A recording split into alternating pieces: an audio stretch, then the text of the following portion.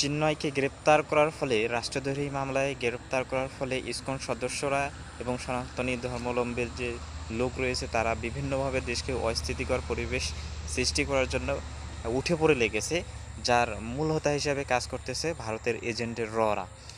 তো এখানে মূল বিষয়টা হচ্ছে তারা হট্টগোল সৃষ্টি করেছে এবং এক পর্যায়ে আইনজীবী সাইফুল ইসলাম আলিফকে তারা নৃশংসভাবে হত্যা করেছে, যার কারণে বর্তমানে বাংলাদেশের প্রেক্ষাপটে ইসকনকে নিষিদ্ধ করার একটা প্রতিক্রিয়া চালু হয়েছে। জানানোর পরেই কিন্তু ইসকনের যে সংগঠন রয়েছে তারা কিন্তু চিন্ময়কে তাদের সংগঠনের কেউ না বলে বিবৃতি প্রকাশ করেছে।